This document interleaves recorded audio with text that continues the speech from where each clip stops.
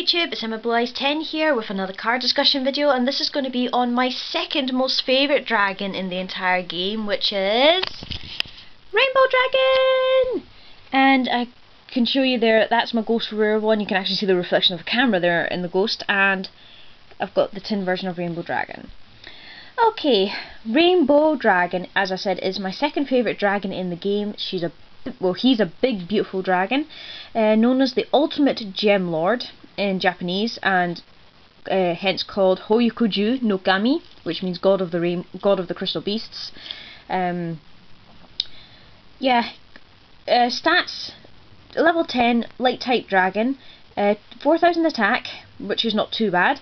But 0 defense. So basically this card was designed just to attack with, to really overwhelm the opponent with its overwhelming attack strength.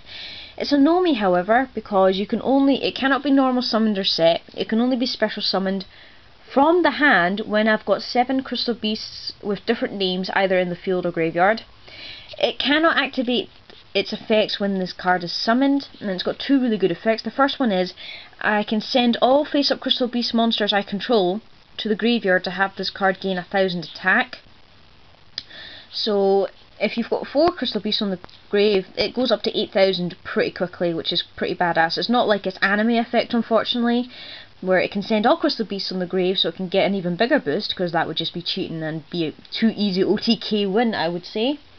Its secondary effect is something I'm not too keen on, in all honesty, but it's good for resetting the field if you get into a real pinch. You can remove from play all Crystal Beast monster cards in your graveyard to return all cards on the field to the owner's decks. So that's Rainbow Dragon's effect in a nutshell. It's the boss monster of the Crystal Beasts. And as I said, I like the first effect. The second effect I'm not too keen on because you have to remove from play Crystal Beasts. And that could be a problem if you run into that can easily be a problem if you run into something like, if you remove 2 of your same crystal beasts, you can't summon this out anymore, because unless you've got ways of bringing back the crystal beasts, mind you. As you guys know, I play Rainbow Dragon in a Jesse Anderson fan deck called Rainbow Era, and the deck is basically based on what Jesse used and everything. With Rainbow, well, I would run 1 Rainbow Dragon if I could, but 2 is just far too good just in case. And this is actually to replace, the second Rainbow Dragon was actually to replace its dark counterpart, which was a Rainbow Dark Dragon. A Rainbow Dark Dragon, as you know, is the dark counterpart, but its effect is completely different from the anime. It cannot be normal summoned or set. It can only be special summoned when you remove from play 7 dark monsters that have different names. It's still got the first effect of Rainbow Dragon in a way, where you have to remove from play dark monsters on the field and graveyard to have it gain 500 attack and defense. But I think a lot of people, or a lot of fans anyway, were quite disappointed when this card came out, because they were thinking, you know, if the Advanced Dark Field spell came out, which it now is apparently, they could play this in a properly play this in a Crystal Beast deck and actually hopefully have a similar effect, but only if the Crystal Beasts were treated as dark. And now it can be done in that way, but when this first came out, I think a lot of people were quite upset. I do know that there was a Rainbow Dark Turbo deck, or was it Turbo Rainbow Dark Dragon, something like that, when the Darks first came out in Phantom of Chaos, trying to abuse the power of that card. Now there's also another dark counterpart as the Sin Dragon, or the Malefic Rainbow Dragon, and you can remove from play Rainbow Dragon in the hand or in the deck to summon that card. It's destroyed if there's no field spells out, and that's it. There can only be 1 Malefic monster on the field. It's good in decks that utilize the power of skill drain and everything, you know, so you can attack and you can do real damage that way. But unfortunately the Sin version doesn't have any other really good effects, but it's still a pretty cool card. I really like it. And of course the other sort of alternate card that Rainbow Dragon can be used for is Rainbow Neos. It's listed as a possible fusion material for Rainbow Neos, because Rainbow Neos can use Rainbow Dark or Rainbow Dragon. And my good friend Dark Artician 84 likes to utilise the power of Rainbow Dragon for his Rainbow Neos deck because he loves Elemental Heroes and everything. I tried to utilise it in my Rainbow Era deck, but it became a bit too much of a specific strategy. But the ruling on Rainbow Nails with the Rainbow Dragons is you can't use a fusion substitute for Rainbow Nails, because it says one or the other with the dragons at least. So you have to use Rainbow Dark or Rainbow Dragon, whichever is available, and you can't use any fusion substitutes for that. I know it sounds a bit strange, but that's how the rune goes.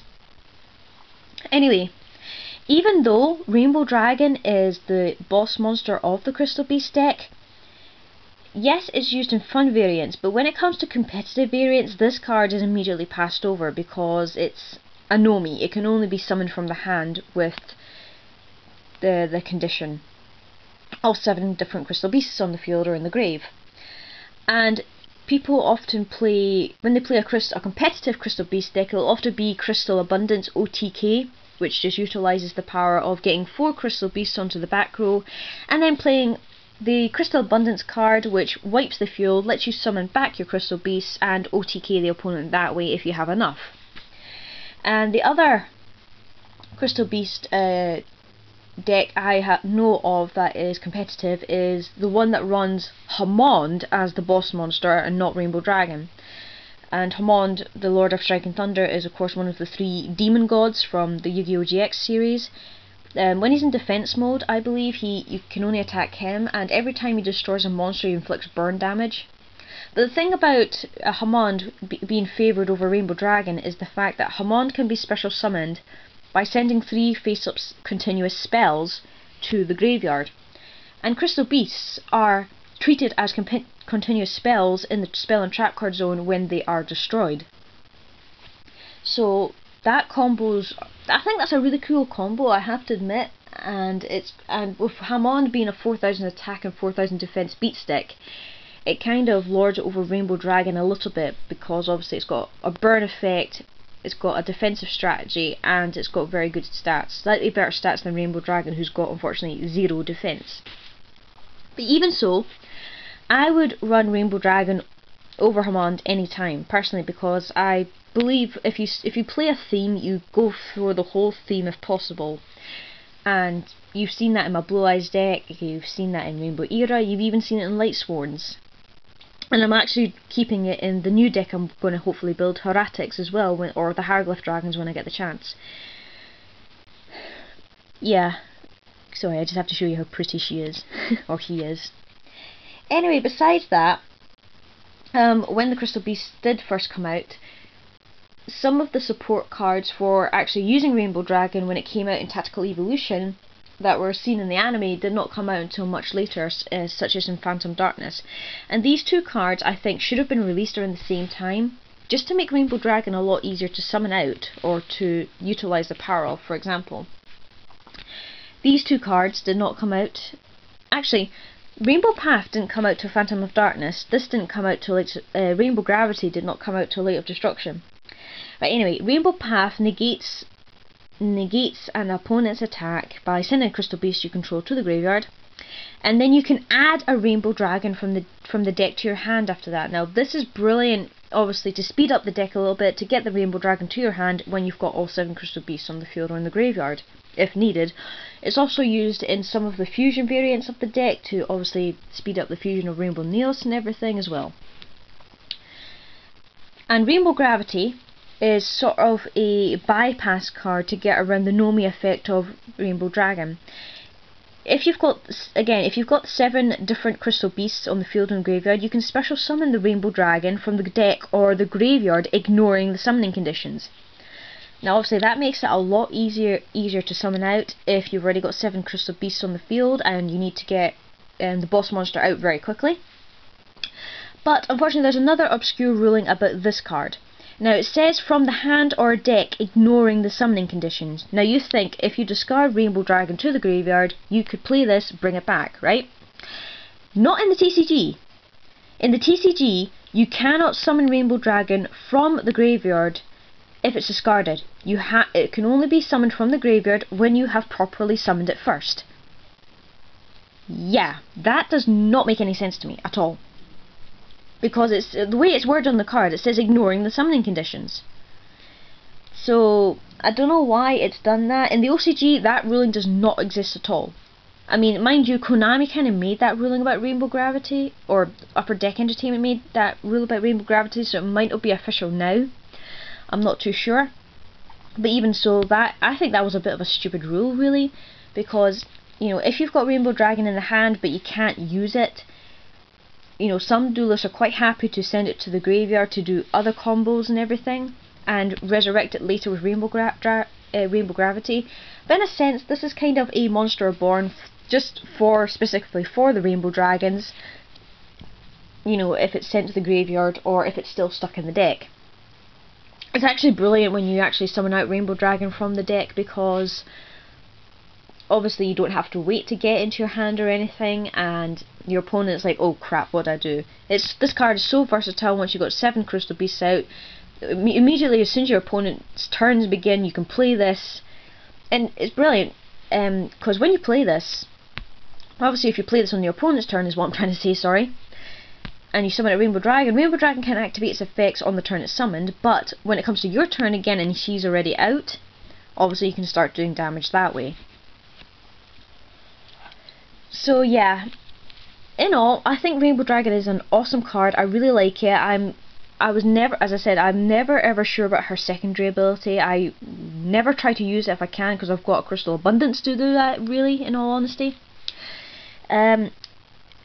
He's made literally just for attacking, because he's got 0 defense, which means you can never ever defend with him at all, which isn't a good thing. But even so, the power up boost is really good. It's also brilliant for protecting the Crystal Beasts. If, say, your opponent tries to attack him, you can activate Rainbow Dragon's ability. Your opponent can't attack any of the Crystal Beasts because they've all been sent. It goes to a replay, and your opponent has obviously a big bad dragon on the field with 8,000 or more attack points to worry about. It's also because it's a light type, you can also use it with Honest if you decided to use Honest as well. I was actually thinking about using Honest with Rainbow Dragon, because that would be an absolute ouch, to say the least. And if you get powered up enough, you could potentially do an OTK with an Honest in this deck if you wanted to. But I think that's everything I can discuss about Rainbow Dragon, really. I've talked about the effects. I don't think there's anything else I can say about it. As I said, in competitive play, it's mostly passed over because it is a Nomi and everything, and everybody favours other cards that work more well with Crystal Beasts. But I'm never gonna do that. You know, as I said, it's a Jesse Anderson style deck. I'm playing with the cards Jesse Anderson used, and even though he did use Hammond and things like that, Rainbow Dragon is his favourite monster, and that's what he's going for. And that's what I'm going for as well. I think I'll just have to end the video there, guys. I think that's pretty much everything I can do to talk about Rainbow Dragon and all that. So I hope you guys enjoyed, and we'll see you guys in the next video. So take care. Bye!